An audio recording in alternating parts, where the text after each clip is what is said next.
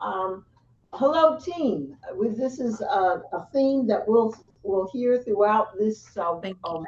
playbook workshop. We are certainly happy that you have joined us. As you know, that this is such an important program here at the Commission on Higher Education, and we have a number of guests.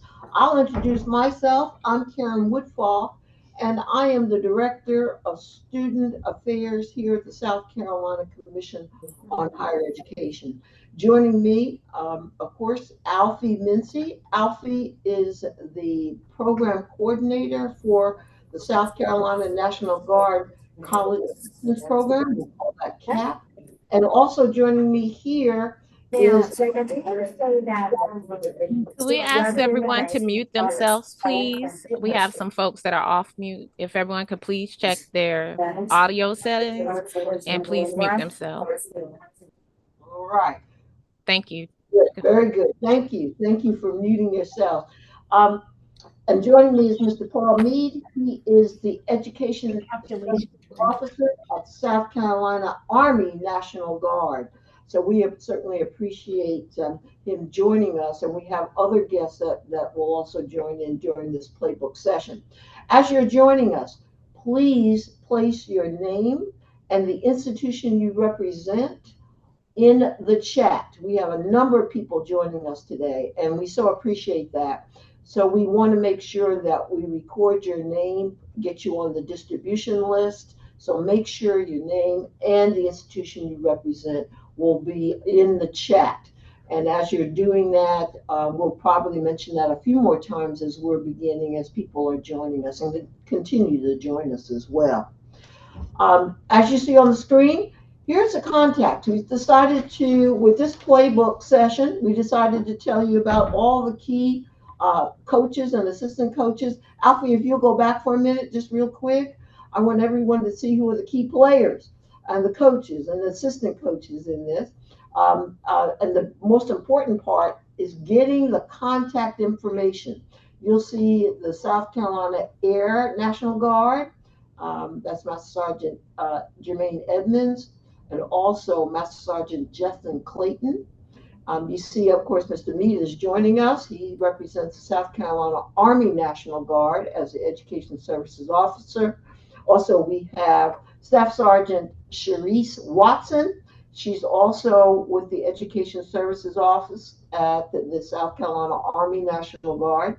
You'll see my name, and also you'll see Ms. Alfie Mincy's name. Of course, she administers the South Carolina National Guard CAP program along with Veterans Outreach here at the Commission on Higher Education. So this is an important slide, everyone.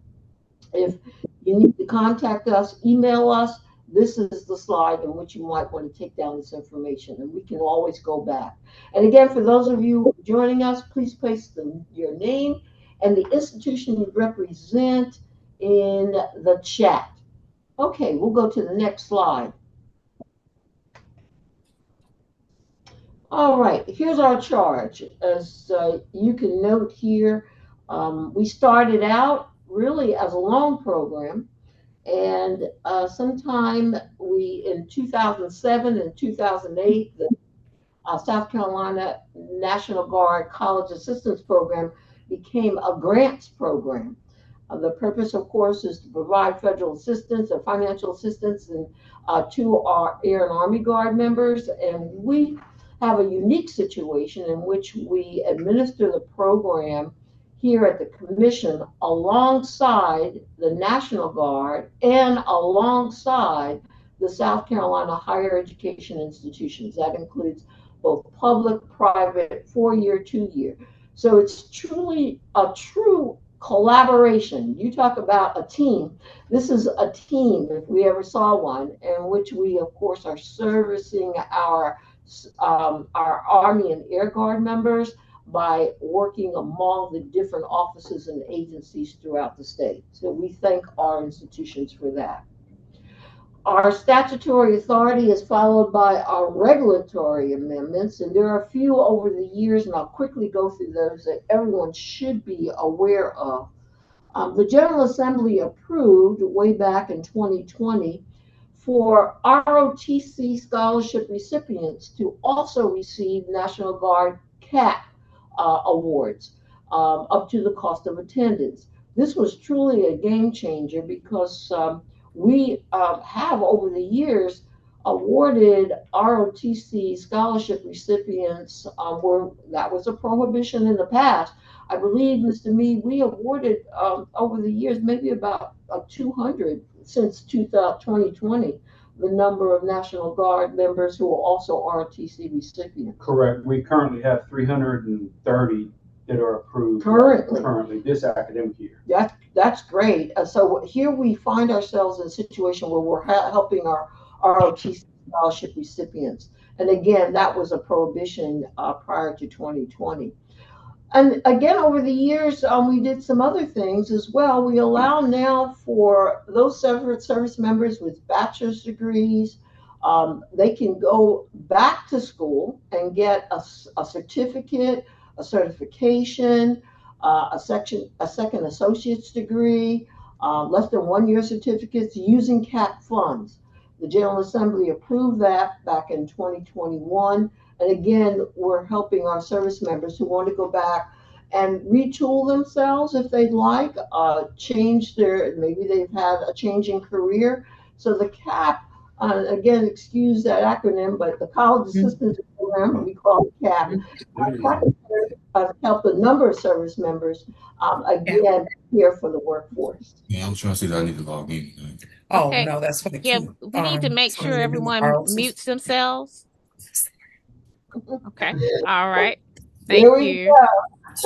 You know, the game can get loud sometimes. So, we want to make sure everyone mutes themselves so we can make sure we hear what's going on the playing field. All right. We're going to go to the current proviso team members. So here we are in 2025-26 year. And of course, at this particular point, members of the National Guard may qualify at this point for funds for more than 130 semester hours.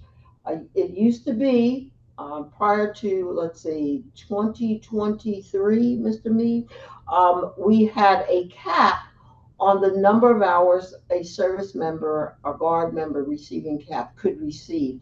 Right now, it went from 120 to 130, so it's more than.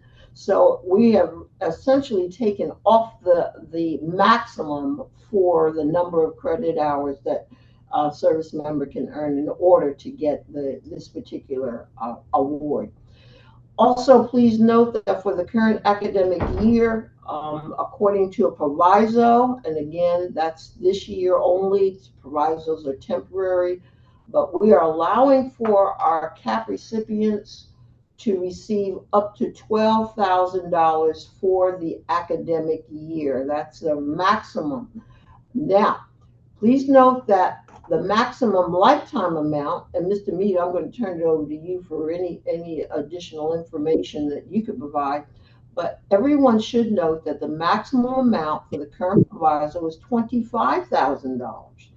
So a student can eat up a lot of that funding if they choose to take $12,000 out, although they're allowed to do so in one academic year. So we don't want to get everyone too excited about it. We want them to use the funds as they work through their academic careers. But a student can receive up to $12,000 of their total amount allowed, $25,000 in one academic year. Mr. Mead, I'm going to turn it over to you for any further comments about that. Okay, so currently it is $25,000. Well, doing math, 12,000 a year, 2 years, and 1,000 more, they've maxed out. There is a current proviso, not approved yet, submitted to raise that lifetime max to 32,000, which will give them 8 semesters at 4,000 per semester, resulting in the full time $32,000. Again, that's in proviso. It's across the street. It has not been approved yet, but we're hoping to get something on that shortly. That's great. And we should note that we want, of course, our Guard members to use the funds in a way in which they can complete their academic programs. So we say go cautiously with this ideal of using $12,000 for one academic year. We want them to plan out so they can complete their programs. In addition to that, of course, we also would like for the service members who are receiving CAP funds to complete the FAFSA. It's not required, but in the proviso, it says that service members may complete and submit the free application for federal student aid, or the FAFSA. We want for our CAP recipients to get all of the funds that they're eligible to receive, federal funds and state funds. So we want to make sure that we stack those in a way in which we can truly serve our CAP recipients. So again, when we're advising our CAP students or our CAP recipients, we want to make sure that if they haven't done so, we want them to complete the FAFSA. Any questions or comments at this particular point? That's the proviso that we're operating under at this point. As Mr. Mead said, we are trying to see if we can get additional funding, but this is the current one at this particular point in which we're operating under.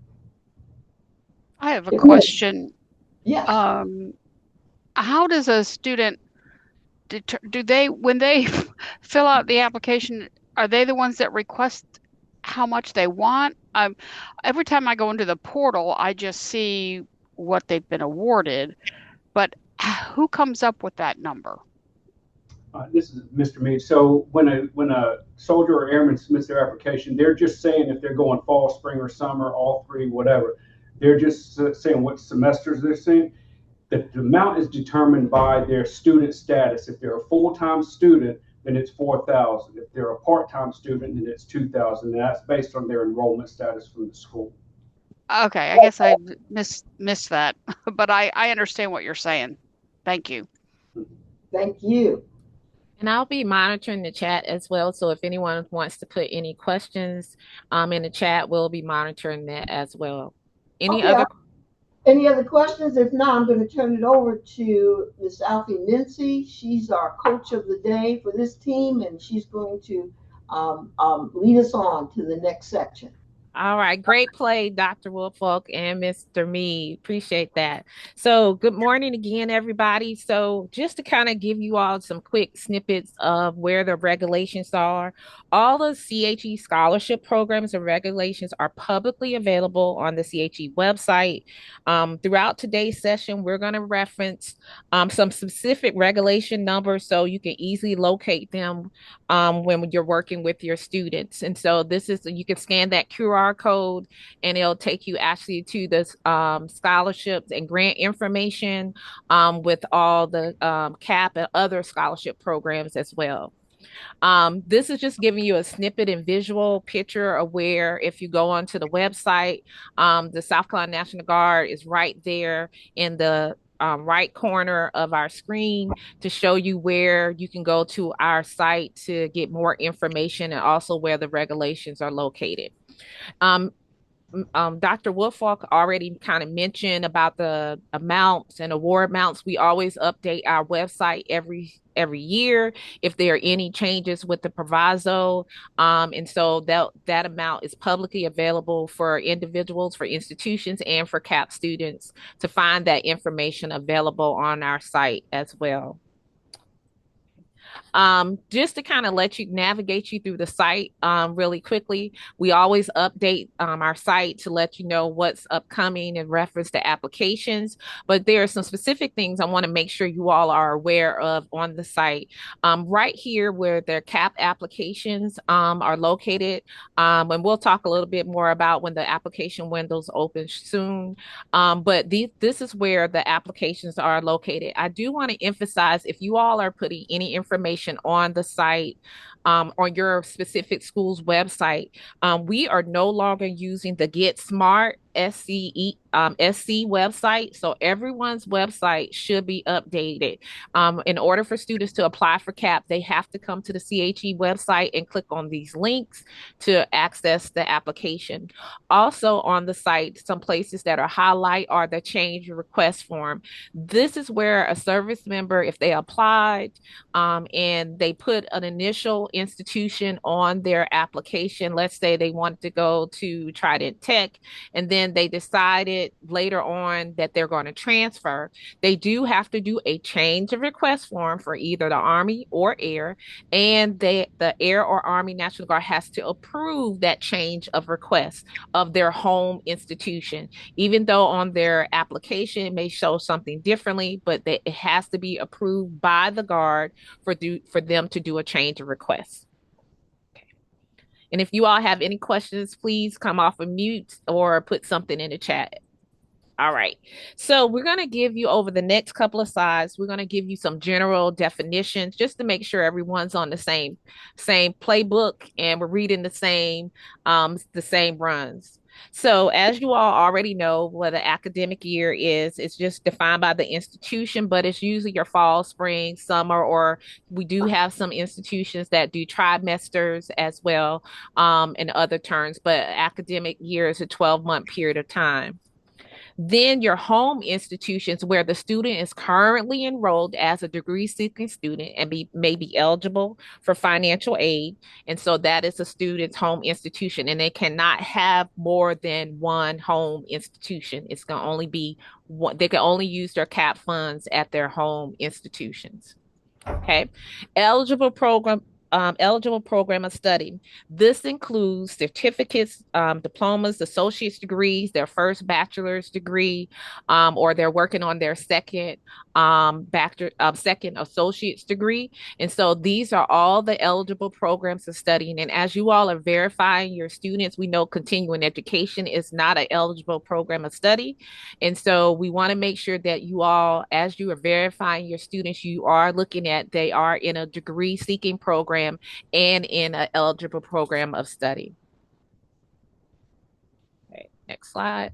All right, Ms. Mead, I'm going to pass the playbook on to you to tell me some general eligibility requirements, who is eligible and who is not eligible for CAP.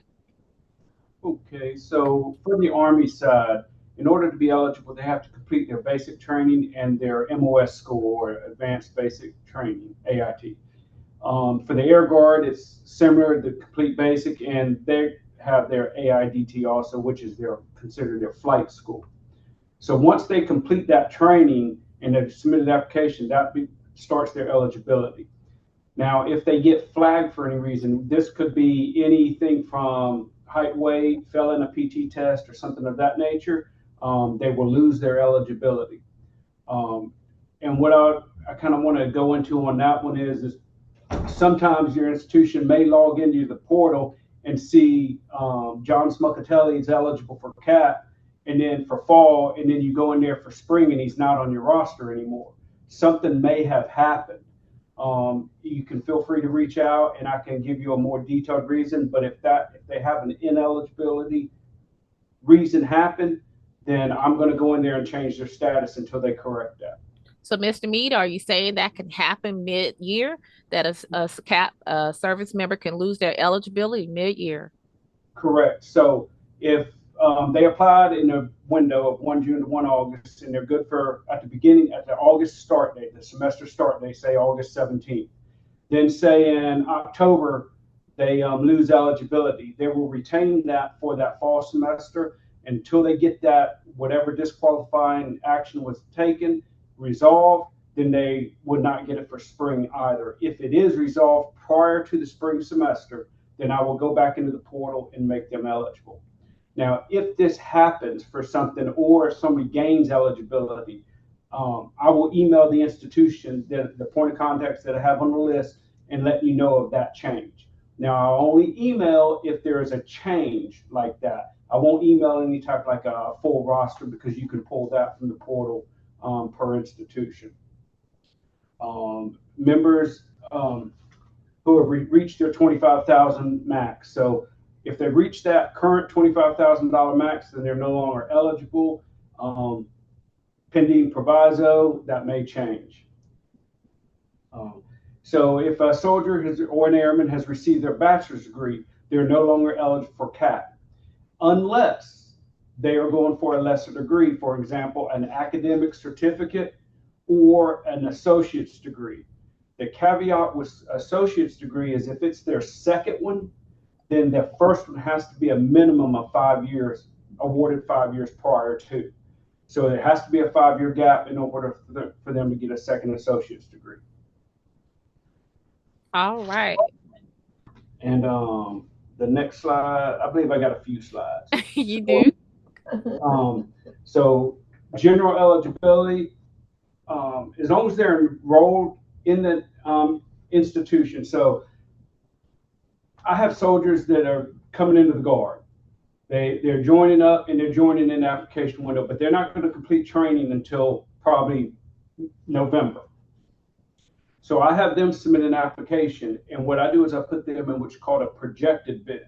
So once they meet that eligibility criteria of completing advanced individual training, I would then make them eligible. And that's where you'll see so many that wasn't on your fall roster but may pop up on your spring roster. It's because their eligibility, they gained eligibility after the fall semester start date. And priority, typically we break it down by the original program was for officers to get their degree because that's a requirement. But right now I think I have 2 officers out of 1,507 applicants. So we give it first come, first served basis on that. Next slide. Next slide, please. So to qualify, they must be in good standing. So that goes back to that flagging action. If they've got something wrong with their record, then they're not going to be approved at all. I verify this with every application that's submitted, and I verify it prior to each semester, i.e., I'll pull a roster in December to see if anybody got flagged throughout from August to December to make them ineligible for the spring semester. Have tuition and fees. If they're on a 100% full scholarship and they have no tuition and fees associated with cost of attendance, which typically is not the case, they always have something out there, then they are not eligible. And on the school side of the house, I cannot see this, but on the school side of the house, they must be maintaining a satisfactory academic progress. Sometimes I do see where I've said, okay, they're good to go, but I get the notice back saying they're not making SAT. That's a disqualifier. They have to be making progress. General eligibility continued to, it says there must be a citizen or legal permanent resident who meets the definition of non-citizen under state residency. They're in the National Guard. They've met the citizenship or legal permanent resident status. We do have soldiers that are in the South Carolina Guard that live in Florida, Georgia, or North Carolina. But based on the fact that they're in the South Carolina Guard, they meet that requirement. They have to be degree seeking. So if they're going, as Alfie mentioned earlier, if it's a CEU, then it's not eligible. Or if they're going to an institution that's not a state headquartered, they're not eligible. As long as they're enrolled in a degree seeking full-time or part-time, they're eligible. And any additional requirements that's set forth. The process, so students must apply every year between 1 June and 1 August. In order to be eligible for the full academic year, meaning fall, spring, and summer, they must submit an application during that time frame. If they miss that time frame for some reason, then they can apply 20 November to 15 December. Now, if they do that, they're not eligible for the fall because it's not retroactive. They'll be eligible for the spring and summer. Let me see. I'm going to address eligibility dates in a couple slides, so I'm going to skip that right now. Transfer students, Ms. Alfie stated, if they're transferring from Midlands to USC, for example, they have to submit that change school request. Now, for the initial application, 1 June to 1 August and 20 November to 15 December, that's the only time they can apply for the initial application. The change school request is open year round, so they can always go in there and submit that change school request if they're transferring. Next slide. I've already covered that. That's the 1 June to 1 August or 20 November to 15 December. And I believe that, nope, I got another one. So basically, this is the process. Once the service member applies, they submit their application at the new site, che.sc.gov/SCNG CAP. The email will come to me. Now, simultaneously, an automated email will go to that soldier or airman saying, hey, your application has been submitted.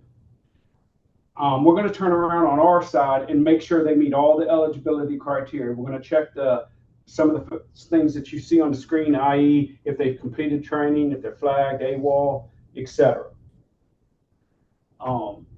If I approve the application, it'll feed into the actual CHE portal, the web portal, showing that it's what their information is. The other thing that happens is that soldier or airman will get an automated email saying your application has been approved, and the same thing if I deny it, they'll get one that says denied. The only thing, the difference there is it will not automatically feed into the web portal because it's not approved and it doesn't need to be there. So once I go through that and it's approved, then I'll go into the portal. I always double check. Some of the institutions have been around a while. We had a problem previously where it wasn't feeding in correctly. So when I approve a request, I always go back into the portal to see, did it feed correctly? Is the eligibility date there, et cetera, so that there's no hiccups on the end. I do miss some sometimes, but I can correct them very easily. If you have a situation, just shoot me an email or shoot Ms. Mincy an email, and we'll get it resolved. Then the institution would be to review and award based on the cost of attendance, credit hours, if they're making SAP and information, and they'll submit the invoice to the Commission on Higher Education. So what questions do I get a lot, and the commission gets a lot, is the semester have started, and I'll get a call from a soldier saying, hey, you told me I was approved for CAP. It's not on my account yet. My school told me to call you. Now, I know there's two sides to every story, and I don't believe that every school is telling every soldier to call me, but it may happen. I have no control over when the school submits an invoice. The Guard, the Air and Army Guard, we do not disperse funds. All we do is change the eligibility status. So what I tell the soldier is I will give them the CAP point of contact at the institution that they're attending and say, hey, reach out to them to make sure you're there on their roster and find out if they've submitted their invoice. Alfie, I'm not sure if you want to cover what you do when you get the invoice. Yeah, I'll do that. I'll do that. Yes. Go right ahead, Alfie. Yeah, so with the part of the invoicing, we're going to go into that a little bit deeper when you submit. And as I'm talking, could our panelists from USC and Trident come on camera so we can go straight into the panel. But one of the things once we receive the invoice from the institution, we do process the invoice. We check to make sure that the portal is updated as well. And we verify every single student that is on that invoice and compare it to the portal as well. Once that information has been reviewed by our area, we send it on to Physical Affairs. Physical Affairs will process that invoice, and then however the monies are distributed either electronically or by check, that money is dispersed to the institution. So just to kind of let you all know how that process goes with that. One thing I do want to emphasize, that when you all are sharing information about CAP, please emphasize to your students if they already are have been approved for CAP for the year, they do not need to reapply during the second spring application period. That is only for new students that had not already been approved, or they missed the first deadline. We are working on things internally, how to avoid duplicate applications, but please tell your students, do not reapply. If you already got CAP, there is no need for you to go back in and apply again. You only need to apply once unless you missed the first deadline. And I'll try to be monitoring the chat as I'm talking, but we're going to transition really quickly into our panel. And if you give me a second.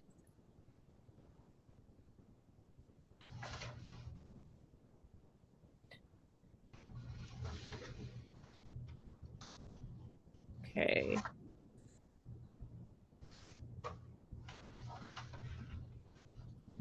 And we're going to ask our panelists from Trident Tech and USC. And so I would like to introduce you all to the Office of Student Financial Aid and Scholarships, Ms. Taylor Leonard and Cindy Peachy, and also Trident Technical College Financial Aid and Veterans Assistance, Ms. Audrey Dodson, and Budget and Grants Department, Ms. Cheryl Martin. So I'm going to stop sharing my screen, and I'm going to try to pull them up and pin them so you all can see them. Okay.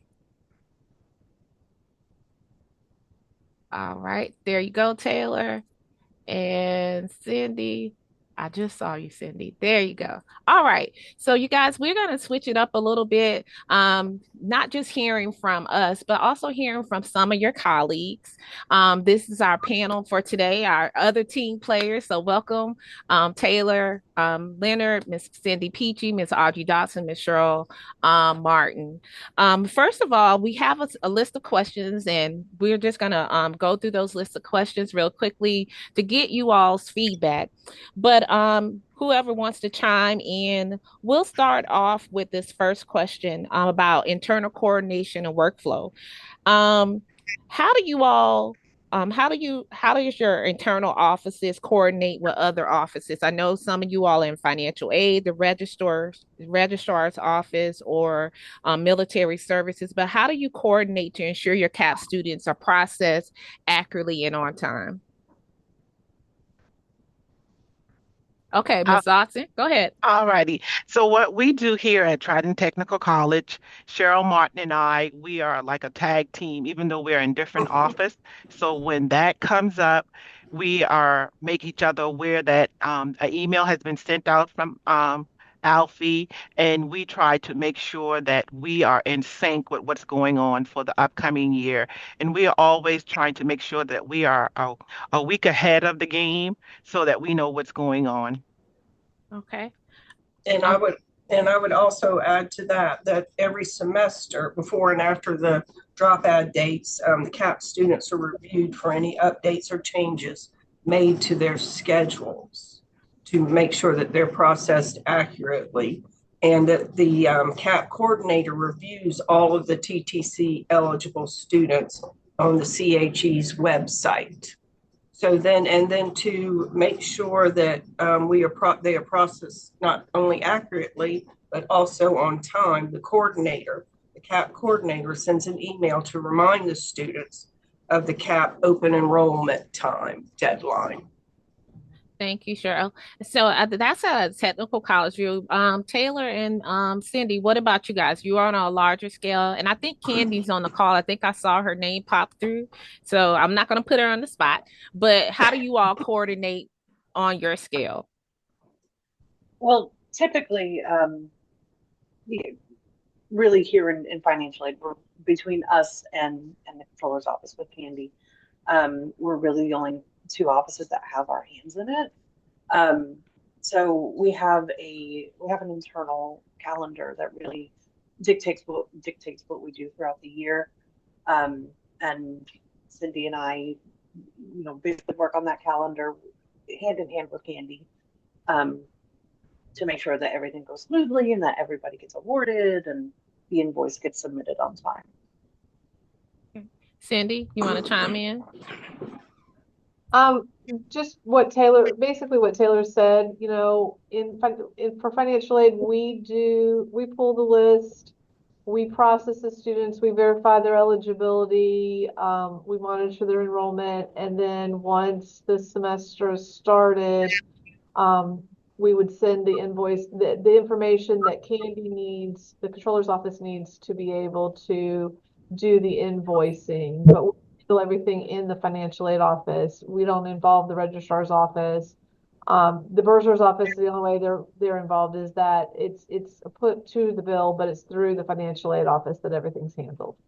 Well, I know sometimes summer can be tricky because the portal, and as some of you all that are on here, the portal doesn't have currently the functionality to retrieve your students in the summer. So tell me a little bit about how do you all verify your eligibility for fall, spring, and summer? What's your workflow or unique things that your institutions may do just to make sure you're verifying cost of attendance, satisfactory academic progress? And I know someone asked the question in the chat, making satisfactory academic progress, is that for both financial aid and academic standards? So I'll let you guys kind of pull that, how you all verify all the things you need to do before you award the students. Well, before we award the student at TTC, we make sure that they're in good academic standards. And if a student comes to the office and said that I have been approved of South Carolina CAP, we look at their status. And if their status is ineligible, GPA, or pass rate, then we have to let the students know that we cannot award them due to the SAP policy that we have here at Trident Tech. And then we usually go by the guideline that is sent to us, the policies as to how a student is eligible for CAP. Okay. And Taylor, I see you shaking your head too. So is that basically the process you all do at USC? You all look at academic standards and financial aid standards for satisfactory academic progress? Yes. So beginning of each semester before I award anything for CAP, we're going through a spreadsheet and checking off that they've met SAP, that they haven't met SAP. And really that's what we update the portal with too. So kind of like how Ms. Audrey was saying, when we have students calling and saying, hey, my CAP isn't on my account, or, where is my CAP? The first thing I check is the SAP status and, tell them you need to take care of this first before we can add your CAP award. Awesome. Well, let me go to billing and student communication. So all institutions have different billing cycles, along with other financial aid. CAP students often depend on CAP funds to help cover tuition and fees. Student bills are often due before CHE receives an invoice from an institution. So let me ask you guys, how does your institution handle student billing for CAP students? What communication do you share with those students in reference to their class schedule? And do you have a process to ensure students' courses are not dropped? Because Mr. Mead or I will get a call that said my bill is due and my courses are about to be dropped. And I will say I haven't received the invoice from your institution yet because invoices may not be due till April. So what do you all do internally to ensure students are ensured that their class schedule is safe and that their courses will not be dropped? I will speak on the courses not being dropped here at Trident Technical College. We are currently on a reimbursement basis. So the students' tuition and fees are covered by the college. So if the invoice comes in at a later time, there's no interruption for the student there at all. Thank you, Cheryl. What about you guys, Taylor and Cindy? We do the same thing. They go to their billing, and then we do the invoice before the deadline. But there typically isn't a disruption in their classes with their CAP There may be a disruption for another reason, Mm-hmm. but typically it's not the CAP program. Okay. And I do want to emphasize that we and Mr. Mead and I know Dr. Woolfolk can attest to this. We have received calls from students to indicate that they have been notified that their classes will be dropped. And it could be for another reason, but they're telling us that they were told it was because CAP they haven't received the invoice or they haven't received the funds for CAP. And I'm not sure if anybody else want to chime in. I know that can be a long conversation there, but we want to assure you all that the funds are going to come as soon as we receive the invoice. So if there are not internal processes in place, as soon as you all send the invoice to our office or to me and upload them, we're going to send them to our physical affairs for payment. So I just want to assure you that, but we wanted to make sure we heard from other institutions. What do they do or how do they communicate to students that are waiting on their invoicing to come through? Okay, someone asked the question, is it possible it's not due to the invoice, but because the student information isn't yet in the portal? Usually, Brooke, thanks for asking that question. Great question. Usually the portal, we're going to update that as soon as all the applications close. And as soon as it closes, it opens up. You guys click that refresh button. Your current list of students should pop up and it should be there. Anybody else want to chime in there from the panel about what you guys do if students come to your office? What I was going to say is sometimes the biggest issue is obviously in the August timeframe. And I think it was last year, it might have been the year before, I don't remember. There was a little bit of a delay, and we had to delay the date because of some issues, I think, with the application.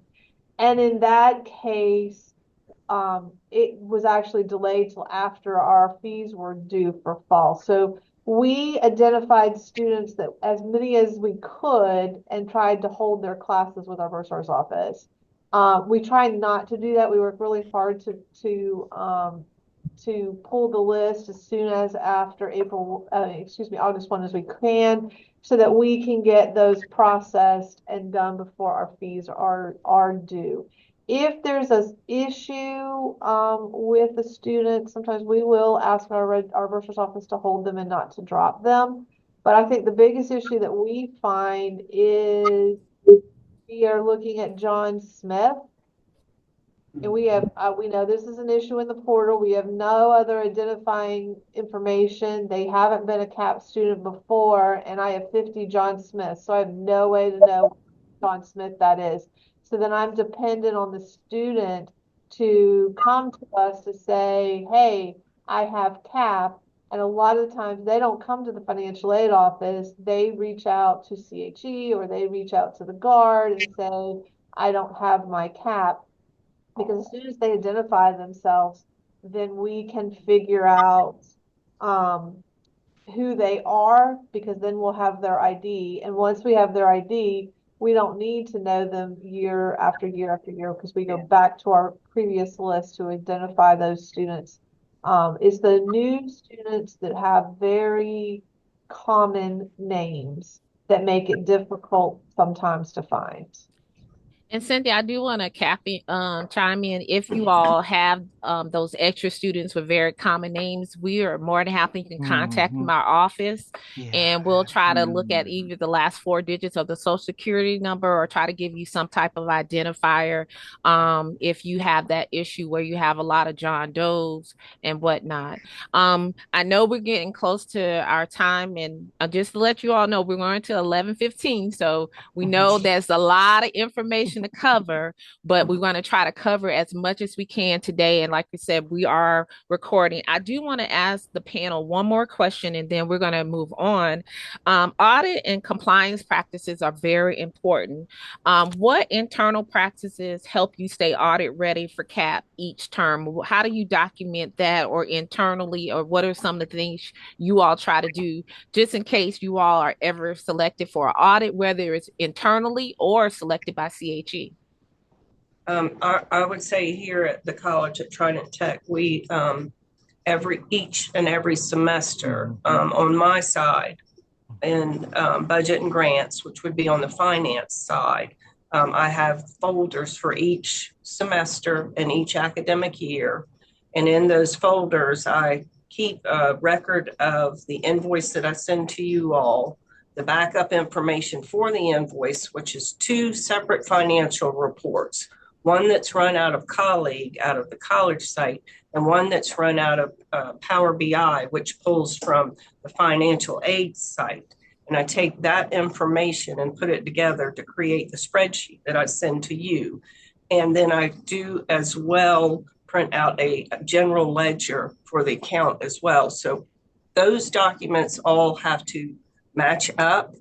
And then Audrey and she has a report that she runs and pulls on her side from CHE. And then we match up everything that I have to what she has. And all that information for every semester, every academic year is in a file folder for the auditors to pull. All right. Cindy and Taylor, would you like to chime in? So I operate off of a Excel spreadsheet that runs my life when it comes to CAP. And we keep so we keep all the years pass, and then when it comes time to doing the invoice, I send that over to Candy and we compare and make sure I didn't double anything or miss anything. And then I'm assuming that she goes on to the invoices. I keep invoices too in a file on my computer, but I'm assuming she does the same on her end. All right. Well, I want to first of all thank you, all of our panelists. If you all have any additional questions you want to ask some of the panelists, feel free to put it in the chat. And I just want to thank Audrey, Taylor, and Cheryl and Cindy. Thank you all so much for coming on the Players Field and sharing with us. This is how you all do it at your institutions in reference to CAP. So thank you all so much. Thank you. You're welcome. All right, guys, we're going to go and talk to you guys about, and I'm making sure I'm sharing my screen. Mr. Mead, quick question. What is the eligibility date? Because we're going to share with you all some real life scenarios of actual emails that we have received here. We kept every school anonymous, but we want to kind of show to you all there are some real life scenarios just to help some questions. So Mr. Mead, share with us, what is the eligibility date? All right, so the eligibility date is when that soldier or airman became eligible for the program. So if they've never used CAP before and they applied between 1 June and 1 August, I'm going to make their eligibility date August 1st of that year, just to keep it simple, beginning of the fall semester. If they submit an application but have yet to complete AIT or to meet the eligibility criteria, say they complete AIT on the 30th of August, that will be their eligibility date, is the day they completed AIT. Again, it's the date they initially became eligible. This date will never change. I do not change that annually because it shows the record of when they became eligible and how long they've been using the program. So in the scenario that's on the screen, classes started on August 18th of 2025. The questions are who's not eligible and who would be eligible. So based on the eligibility dates listed in the course start date, okay, there we go. Sorry, Ms. B.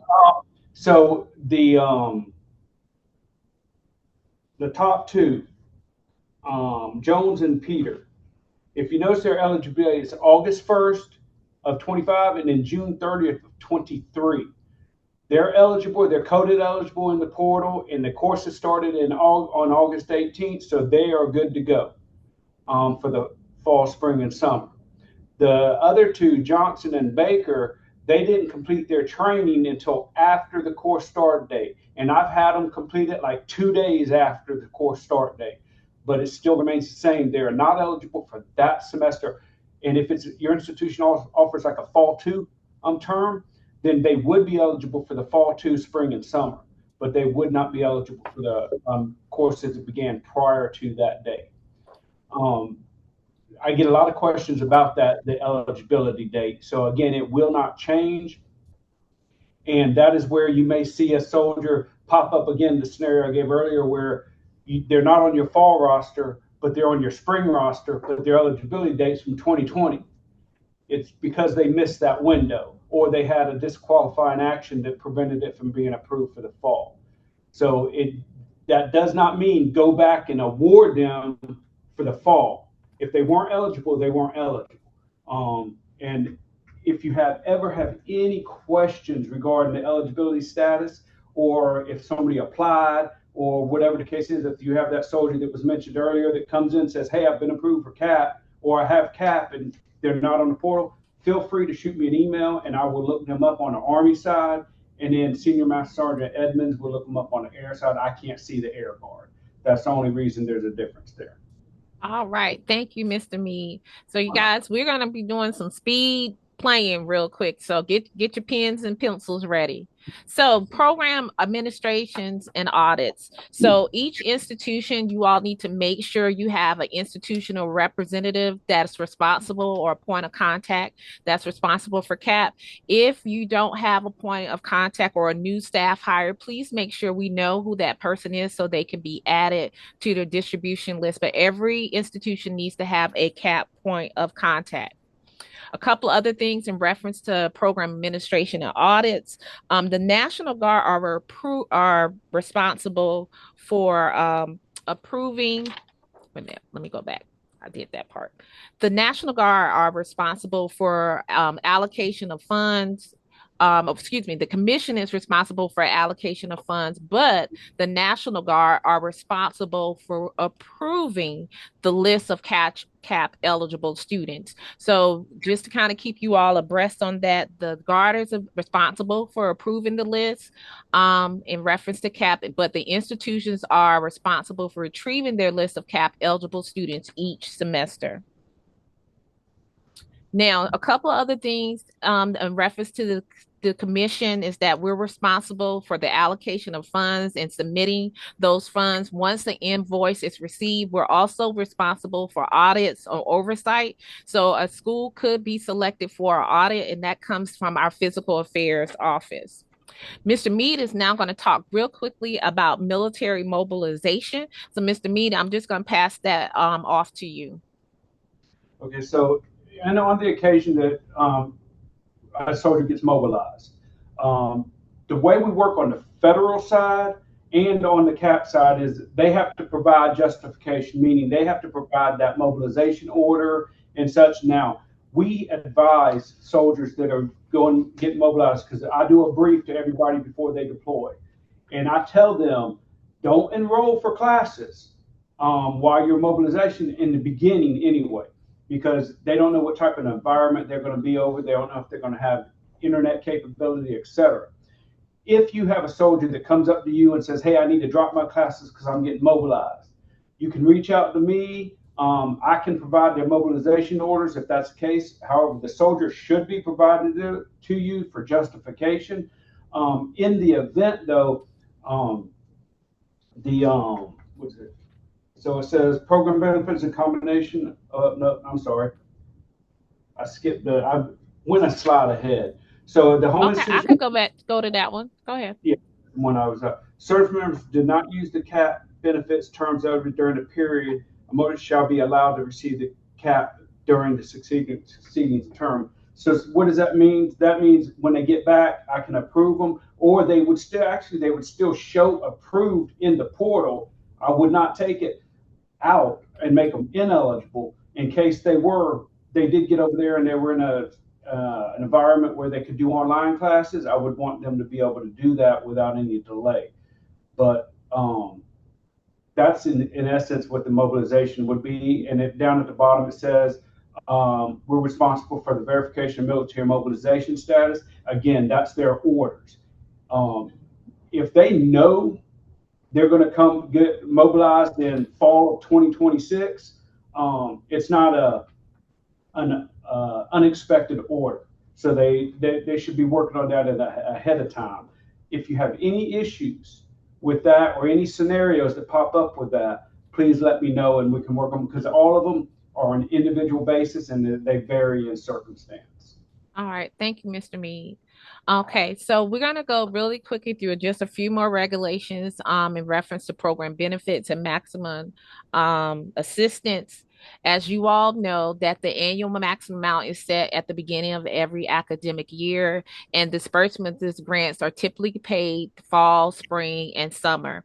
Thank you so much, Miss Lathea. She put in the chat the awards chart so you can actually see how students are awarded each semester based upon their enrollment, and that chart will be distributed out to institutions every semester. We try to send reminders to you all every semester. Also, as you know, you may have CAP students that are that have a qualified disability. If they are registered with disability services at your institutions, they can have a reduced schedule as long as the appropriate documentation is available to the student that has a documented disability. A couple other things about suspension termination. We know everyone wants to be in compliance and has never been suspended in my tenure since I've been here with CAP. But for any reason, it's just important that documentation is included and kept in a timely manner. As you heard from our panelists, that institution must maintain all required records and provide them upon request. And if an audit identifies non-compliant, CHE may require this reimbursement or suspend participation. These requirements protect both the institution and the program. Okay, now we're going to kind of go dev into the portal. And I know we have some people that are from our IT or institutional research departments. We do have a couple of things we're going to cover with you all. But just real quickly, you all should be familiar with the CAP web portal. You know, there's a multi-authentication code that you have to use. If you ever have any issues utilizing that code, please contact me or CHE Data to let them know that you're having any issues logging into the portal. But that is new. I think we started this within the last year or so. On the portal as well, you all are going to have two lists on the portal to review. You have your search for National Guard students and you have your update for National Guard students. Just to tell you the difference between the two, the search for National Guard student lists all your eligible students, those Y eligible students, and then the update National Guard students, that is the link that you all use to verify your student enrollment, their SAP status, the progress of SAP progress, attempted hours, and the award amount based on the credit hours. So how do you verify your students? In 3 easy steps. Check the portal. Check the portal is step number 1. Number 2, update your students. Click refresh. The system updates daily at 12 and 4 o'clock p.m. Definitely at the beginning of each semester, the system updates. So sometimes when you log in, your screen will be blank when you check on update National Guard students. You have to click that refresh button in order for those students to come up. If you have any issues or something doesn't come up, please let us know. It may be a systems error, but please let us know. And then step 3 is to update the portal, verify your students. And just to let you all know, we know that the portal does not have a functionality for the summer. So basically you're using your spring list, your last list that you have, to verify your list of eligible students for the summer. So those are the 3 easy steps to verify enrollment each semester. These are just some quick screenshots of how it looks in the portal. Some folks have never seen this before, especially our finance folks, but this is how it looks in the portal for the search for National Guard students and up-to-date National Guard students. And clicking that refresh button, if you don't click that, you will not get your list. And I tell institutions to go in there periodically. Your account will be deactivated if you're not in the portal at least 60 to 90 days. You you can become deactivated. So as you all know, if the student is not enrolled, and there are sometimes students that apply for CAP and they never enroll in your institutions, if they don't ever enroll, you're going to mark them as not enrolled, because unfortunately we have students that apply for CAP, but they don't enroll into post-secondary education. So please make sure you click that refresh button. And if the student, you don't see them anywhere in your system, just mark them as not enrolled.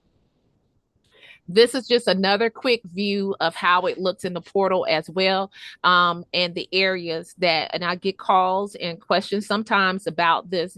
And we're going to start with the far right. We'll start with the award amount first. That is where you put the award amount. And then, of course, the SAP status will be either yes or no. And the attempted credit hours. Attempted credit hours are the number of credit hours they are currently enrolled this semester. Cumulative credit hours attempted. As Mr. Mead and Dr. Wolford mentioned, we are under proviso with the 130 credit hours. I know some institutions still fill that out, but you're not required to. And you may do that for your own internal tracking. But yes, you will be receiving copies of this PowerPoint, but the cumulative credit hours attempted looks at the 130 credit hour limit. Of course, the enrollment status, either the student's going to be enrolled, yes or no, and the corrected total amount. I get questions about that as well. That is your internal tracking sheet. That column doesn't change anything in the portal. It's just as if you may have a student that transferred from Midlands Technical College to USC. So your internal tracking sheet at USC may be different than what Midlands Tech has. And so that is just for you. It doesn't change anything or affect anything. But total amount reported, that is a very important column to pay attention, because that is how you look and see if a student is close to reaching their lifetime maximum. So it's very important that you are reviewing that as well. I'm going to skip over that slide, and I'm going to go to another scenario really quickly. It's the beginning of the semester, and a CAP eligible student contacts financial aid office in reference to the CAP award not being posted to their student account and their bill is due. The student was told that the institution has not received the funds from CHE. Mr. Mead, what's the answer to that question? So we've already kind of discussed that. What I'm gonna do is I'm gonna look them up and make sure, hey, okay, they're eligible on the guard side. Then if everything's in the portal code showing why, then that's when I give them the point of contact for the institution they're attending and say, reach out to them to see, one, as it was mentioned earlier by Trident and by USC, that they'll put them on the award, and then when they get the funds in from the CHE, then they reimburse it.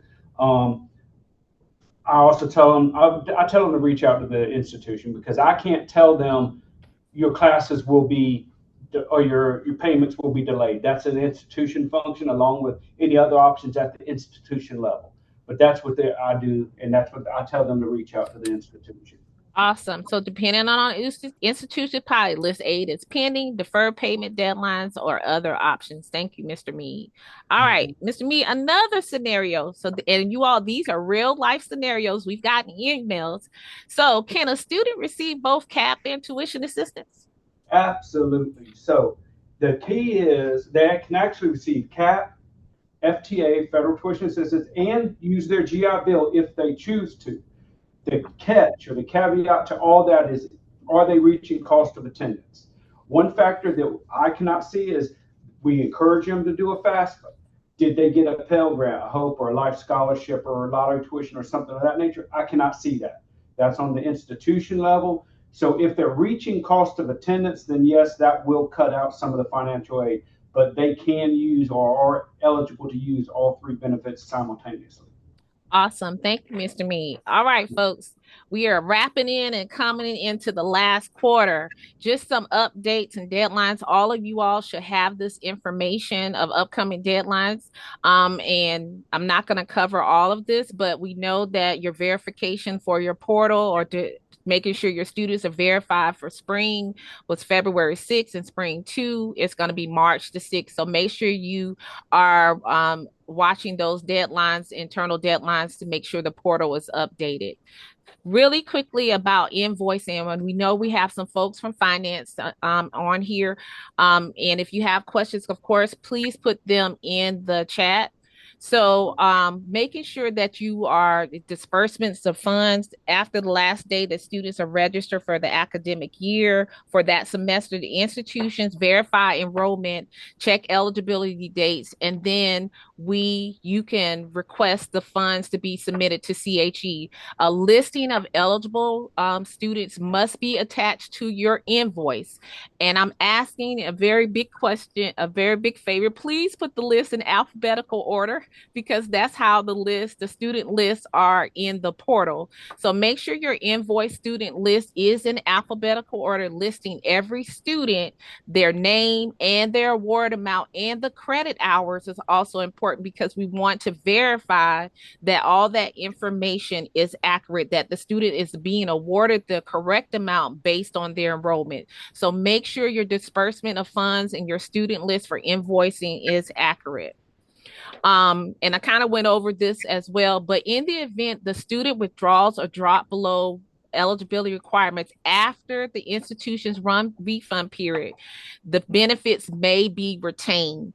And so the institution is responsible for collecting any amount due to the institution if the student withdraws before then. But if the student withdraws after the institution's refund period, you all can retain those funds because they did not drop before the drop add period.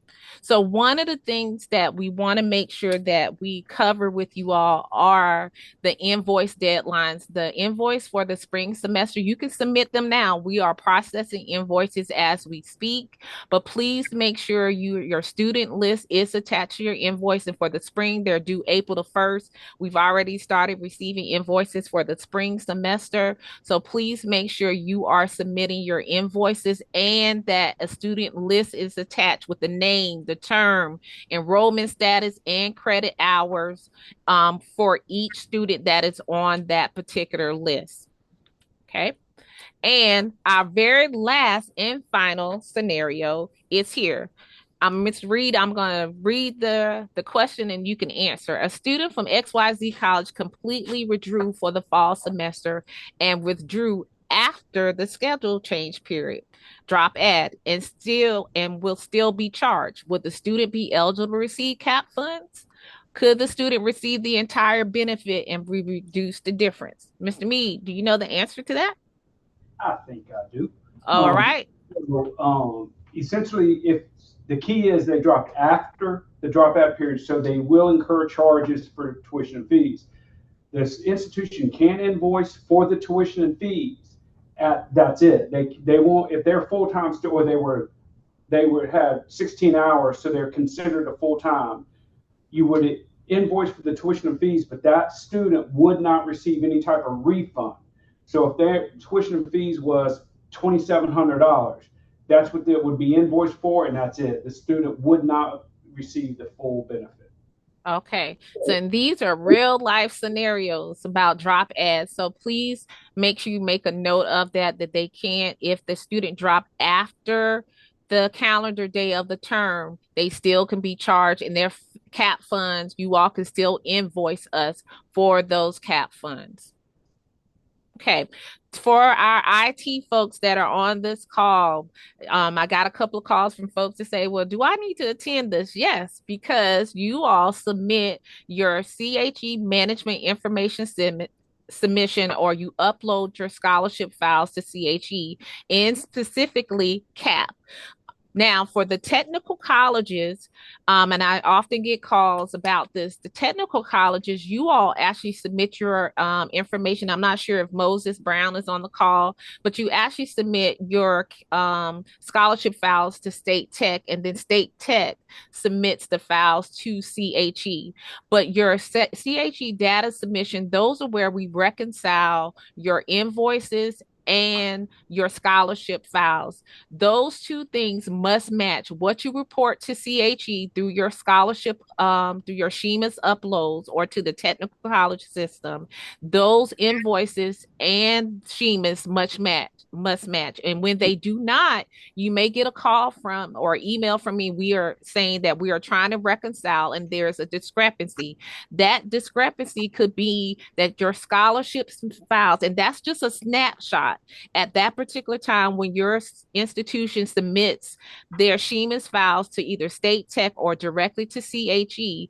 That could be a snapshot of the semester. And we know invoicing may come later, but we always emphasize by your next upload, your Shemus files that you submit to CHE, your scholarship file disbursements need to match by the next upload, because if they do not match, it could prevent or it may could prevent a delay in future invoices. And that is how we reconcile. So basically everything across the board for CAP needs to match, from the portal to the invoice to what you're submitting to our CHE Shemus file system. Everything must match. And those dates are publicly available for the IT folks that are on a call to when those Shemus files need to be uploaded. Dr. Woolfolk, I think I have covered everything I need to do in this playbook. We do have frequently asked questions, and that information is available on our CHE website. Anything you need to know, of course, you are welcome to call us. And so next, I'm going to pass the playbooks to Dr. Woolfolk to close us out. Okay, well, we're still going to be on time. I do want to, again, emphasize that the slides will be distributed to all of the participants today, so you can look at that, and we'll have on the screen shortly all the contact information as well. I just want to thank you. I'll close everyone out with this ROTC inquiry that's up on the screen. We are asking for some information about your ROTC recipients. We just want to know, and this is something that came up through the commission, our board, we really want to know the number of ROTC recipients enrolled at the public and independent colleges and universities. So we're going to send out an inquiry regarding that. We just need the number of students who have activated their scholarships. And it's a really short, again, if you can shoot us an email, we'd like to have it no later than March the 2nd. So how many ROTC students are currently enrolled at your institution? And I think we have a QR code right there. So you can go ahead and send us an email or just go ahead and take that code. And if you can give us that information, we would certainly appreciate that. So thank you so much. Again, short and simple, just a number who are enrolled at your institution. And Dr. Wolf, I also put the link in the chat. If you guys click on the link, you could also click that, and that'll take you directly to the form. And we're going to send the slides as well as this link to the QR code and all that if you all are unable to do that. There was a quick question in the chat. What needs to be included in the list that is attached to the invoice to the bursar's office? So you may have to check with your bursar's office about what they specifically need, but what comes to CHE, we need a student list attached to the invoice amount, listing the student's name, also the award amount, and the credit hours that are being enrolled for that semester. Also, make sure you have the fall semester, spring semester, and whatnot listed on there as well. So it's very important that when you submit your invoices, that the student list is attached to the invoice, and please allow it to be in alphabetical order. Any additional questions? And Dr. Wolfberg, I know you're closing us out with that, with a thank you. Oh, I am. I have so many people to thank. First of all, I want to thank you, the institutional representatives, and those who support our National Guard service members, our CAP recipients at the institutions. We want to thank everyone for sharing their institutional processes. And of course, we love hearing about how what you're doing on your campuses to remind our CAP recipients about what they need to do, their eligibility requirements, and of course, you're going through the verification process. I want to thank our panelists, Taylor Leonard, Cindy Peachy, Audrey Dawson, and Cheryl Martin, as well, for sharing their processes and answering questions about what they do so well at their institutions. That's helpful for all of us. And also, I want to thank Mr. Paul Mead. He, of course, meets with us on a monthly basis to get updates and also to share what they do on the National Guard side to ensure that our CAP recipients are meeting the eligibility requirements, we're uploading the information correctly so that we can award the students. So thank you so much, Mr. Mead. Also, thank you, Alfie. Alfie is our coach. Thank you so much, Alfie, for You guys did an excellent job. and for leading us. And this is truly a team and collaborative effort. I want to thank, of course, the Guard, the institutions for their awarding processes, and of course, Alfie and our CHE team members for doing such a great job in support of our Air and Army Guard members who are our CAP recipients. So thank you all for participating. This is the most important slide, I think, because if you have further information, further questions, you can certainly contact us here at the Commission on Higher Education. We included also, for those folks in the fiscal affairs area, Ms. Holly Robinson is our fiscal affairs, Associate Director of Fiscal Affairs, and you can also reach out to her about information regarding the invoicing and the receipt of funds. Ms. Alfie, I think I've thanked everyone. Yes, ma'am. If there's any further information you want to put in the chat for a few moments. Yes, we'll be available to answer additional questions. And thank you, everyone. The recording will be shared as well as the PowerPoint. And so I want to thank everyone for all their help. After the Zoom close out, you will receive an electronic email for evaluation today. There's one specific question we wanted to ask. Do you all think we need to have this type of workshop at least once a year, whether it should be in the fall or spring? And so you should get that evaluation as soon as we close out the Zoom. You should receive an email. So I want to thank you all so much for your time today. You guys have a great remainder of the summer. If you have any questions, feel free to reach out to me. I'm here to assist you to the best of my abilities. Thank you all again, and have a great rest of the remainder of the week. Thank you. Thank you. Thank you, Alfie. Thank you, Alfie. Thank you, Thank you. everyone. Thank you. Love the hand claps. Thank you.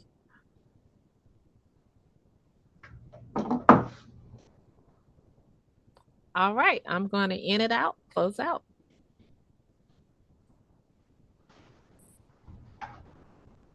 Alfie. Yes, ma'am. I saw something new on here that I have never seen before, and that is about ROTC students being eligible for this CAP. Now, how does that work? We have a few ROTC students. Some are getting scholarships and some are not yet. How do we go about seeing if these people would be eligible? We have Army and Air Force ROTC. Ms. Mead, I'll leave that to you. Okay, I'm going to start off by saying, make sure, is this Diana? It's me. Hi, Diana. Hi. Make sure they're, first of all, number one, before I lean it over to Mr. Mead, make sure that they are eligible for CAP. So they have to be National Guard, Air, or Army first. And then if they are receiving ROTC funding, then they can receive that. About 3 years ago, it's gone 3 years, Mr. Mead, that was changed. So I'm surprised you hadn't heard about, but that's okay. 3 years ago, we went to the General Assembly because in the regulations at that time, it said ROTC students were not eligible to receive CAP if of course they were eligible for CAP. They could not receive both. They could not receive Right. ROTC. So that changed about 3 years ago. So I'm going to hand over to Mr. Mead.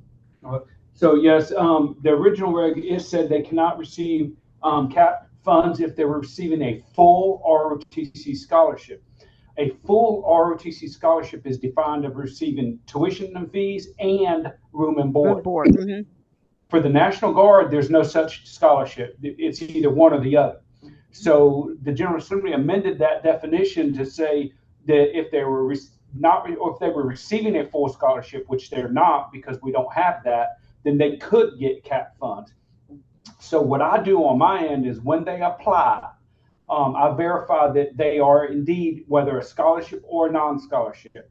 If they are either, but they have to be coded as ROTC. So in my system, when a soldier is in an ROTC program, they're coded what's called 09 Romeo, which tells me they're in an ROTC program. And then I can go in there and approve their request, and they do not have to complete AIT or anything of that nature. So okay, but this, I'm sorry, this is for National Guard ROTC. Correct. I don't think we have any National Guard ROTC students. I think ours are just Army and Air Force straight. Okay. Correct. So okay. If Army, then this program only applies, CAP only applies to National Guard or Air National Guard. That cleared up. Thank you. No problem, Diane. It's good questions. Any other question? I know a couple of folks are still on the line. We want to make sure we answer any additional questions. I think someone asked a question about tracking invoices, or they don't know how know when invoices are received. Yes, they have a hard time tracking when the invoice is paid. I don't work in our accounts receivable department, so I'm not always sure when it comes in. How can I verify invoices have been paid? It really will be the communication with your accounts receivable office. Once the invoice is submitted to CHE to process, we send it on to physical affairs. So it may be you having communication with your with your accounts office when they submit and when they receive payment for our CAP, because we don't have any way of notifying you when you're going to get paid. Their accounts payable office will know when those funds have been received. After we'll make a note of that as well, so we can talk with our fiscal affairs office about communications. But that's a good question. Yes. Thank you. All right. Well, I don't see any other questions that are in the chat that have not been addressed. So we're going to close out this playbook, and we'll see you all next time. Have a great rest of the day.